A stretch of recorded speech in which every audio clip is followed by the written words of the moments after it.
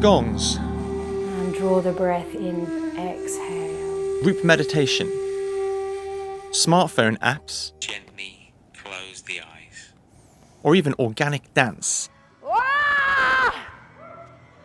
Mindfulness comes in all shapes and sizes. Counting the breath on the exhale from one. It's the psychological process of feeling present in your own body. By paying attention to the moment, to your thoughts, feelings, and the environment around you, it's argued that stress, anxiety, and depression can be managed. Half of work absences last year in the UK were due to stress or mental health, and companies are starting to take well-being seriously. It's no longer unusual for businesses to offer mindfulness meditation classes designed to reduce workers' stress while increasing productivity. Steve Jobs at Apple, he introduced proper programs, then you've got Google doing it, and these are creative, innovative companies. Now you've got people like, Goldman Sachs doing it, HBO, Procter & Gamble. When you invest in your staff in this way, you get more out of them. They're obviously less stressed, but also they become more innovative in their thinking, more creative, more productive. Claire's also a qualified Gong meditation master. She compares mindfulness meditation, where you concentrate on breathing, to driving on a slow country road.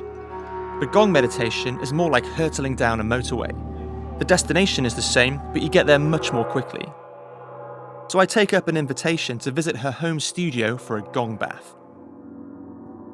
There were moments when I wasn't really thinking about anything. It's almost like you're in a coma kind of state. I understand what you're saying there, because I definitely felt like I lost touch with time. Biodanza, or organic dance, can also apparently lead to a state of mindfulness.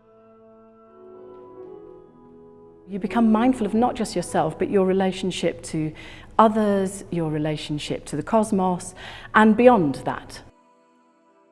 For some people, that first opening circle is the hardest bit, to kind of be with a group of other people that they don't know and hold their hand and connect. Yeah.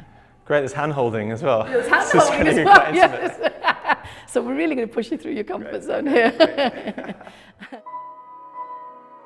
You can expect to be present in your own body. Your mind will certainly have a holiday for a while, because we don't talk during the session. So I might explain some exercises, some dances that I will suggest we do, and then you listen to your own body's reaction to the music. It's safe to say that my body doesn't react brilliantly.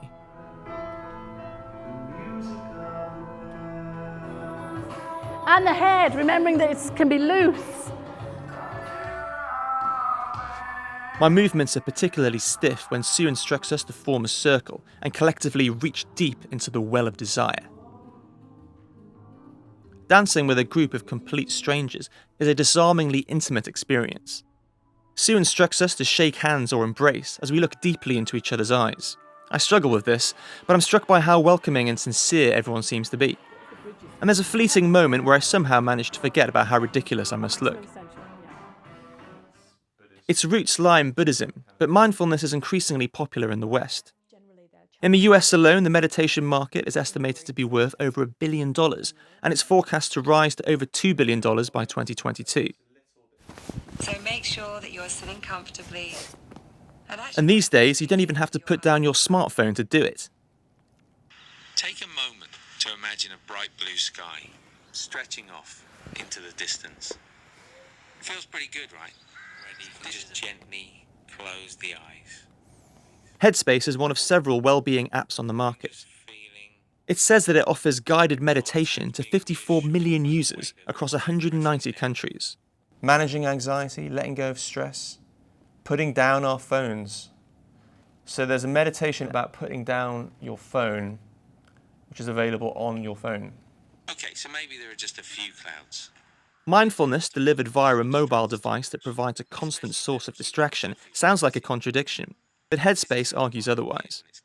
We actually recently published a study showing that using Headspace for a short period of time, just 2 weeks, 10 minutes a day, can reduce compulsive internet use. Actually, using your phone to meditate can reduce more problematic use of technology that could cause distress.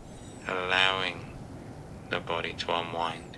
While testing the app, I find the biggest challenge is finding the time to use it. This is something the app reinforces by sending push notifications to remind you when it's feeling neglected. Frustratingly, as I increase the duration of the meditations, my mind increasingly drifts to all the other things that I could be getting on with.